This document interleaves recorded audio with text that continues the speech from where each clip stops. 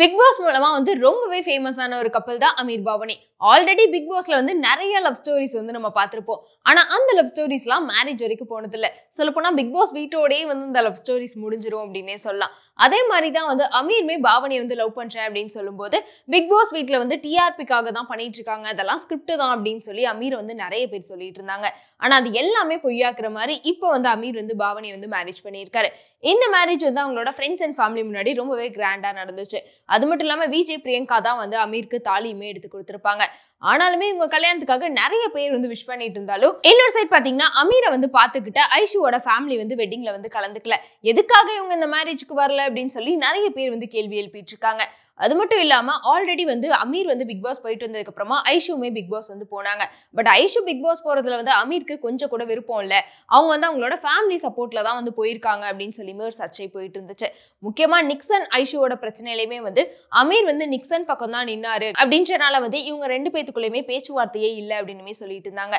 அதனாலே அமீர் பல வருஷமா அந்த ஃபேமிலி கூட எந்த ஒரு டச்லயுமே இல்ல அப்படின்னு சொல்லியுமே இந்த மாதிரி ஒரு காசிப் போயிட்டே தான் இருந்துச்சு. இப்போ வெட்டிங்லயுமே இவங்க கலந்துக்கல அப்படின்னு இது ஒரு பெரிய சர்ச்சையாவே மாறிடுச்சு. ஏன்னா ஐஷுவோட அக்கௌண்ட்லயுமே நிறைய பேர் போய் கமெண்ட் பண்ணிட்டு இருக்காங்க, எதனால அது அமீரோட வெட்டிங்ல நீங்க கலந்துக்கல அப்படின்னு சொல்லிட்டு.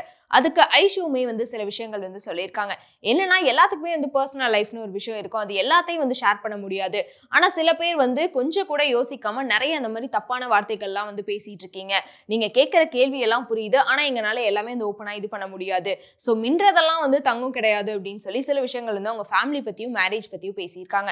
முக்கியமா எங்களுக்கும் ஃபேமிலி இருக்கு, எங்களையும் கொஞ்சம் வாழ விடுங்க, இந்த மாதிரி தப்பான கருத்துக்கள்லாம் பேசிட்டு இருக்காதீங்கன்னு சொல்லியிருக்காங்க. ஆனா இவங்க இந்த ஒரு பிரச்சனைக்கு முடிவு கட்டலான்னு பார்த்தா ஐஷுவோட அப்பா அஷ்ரஃப் ரீசெண்டா ஒரு ஸ்டோரி ஷேர் பண்ணியிருந்தாரு. அந்த ஸ்டோரியில ஒரு விஷயமே ஷேர் பண்ணியிருப்பாரு.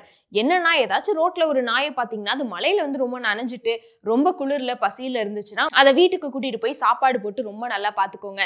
அதே நிலைமையில ஒரு மனுஷனை பாத்தீங்க அப்படின்னா அங்கேயே அவனுக்கு சாப்பாடு வாங்கி கொடுத்து கொஞ்சம் பணமும் கொடுத்துருங்க, ஆனா வீட்டுக்கு மட்டும் கூட்டிட்டு போயிடாதீங்க. ஆனா அது எவ்வளவு பெரிய தப்பு அப்படின்றத நான் வாழ்ற வாழ்க்கையிலே எல்லாத்துக்கும் தெரியும் அப்படின்னு சொல்லியிருக்காரு. முக்கியமா நானும் இந்த மாதிரிதான் ரோட்ல இருந்த ஒருத்தனை நான் கூட்டிட்டு போனேன் அப்படின்ற மாதிரியுமே சில விஷயங்கள் சொல்லியிருப்பாரு. ஏன்னா அவங்க என்ன அவங்களோட கதையில வில்லனா மாத்திரக்காக பாக்குறாங்க. என்னதான் என்ன வில்லனாக்கி அவங்க பண்ற விஷயங்கள்லாம் கரெக்ட்ன்ற மாதிரியுமே காட்டிட்டு இருக்காங்க. ஆனா அதெல்லாம் இதுக்கு மேல என்னால ஏத்துக்க முடியாது, எல்லாத்தையும் ஃபேஸ் பண்ண நான் தயாரா இருக்கேன் அப்படின்னு சொல்லியுமே சொல்லியிருப்பாங்க.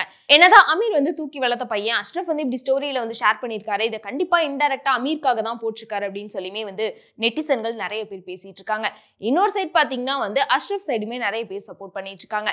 ஏன்னா அமீருக்கு டான்ஸ் ஸ்டுடியோ வைக்கிறதுக்கு சப்போர்ட் பண்ணதுல இருந்து அவரை பாத்துக்கிட்ட வரைக்கும் எல்லாமே இவங்க ஃபேமிலி தான் பாத்துக்கிட்டனால இப்போ அமீர் இப்படி எந்த விஷயமே யோசிக்காம இப்படி பண்ணிட்டாரு, அவங்க கிட்ட பேச்சுவார்த்தையே இல்லாம முக்கியமா வெட்டிங்க்கு கூட இன்வைட் பண்ணல அப்படின்னு சொல்லி அமீர் சைடுமே நிறைய பேர் தப்பான விஷயங்கள்லாம் சொல்லிட்டு இருக்காங்க.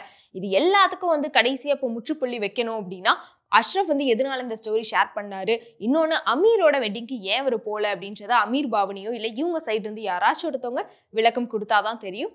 சோ அதை வெயிட் பண்ணி பார்க்கலாம்.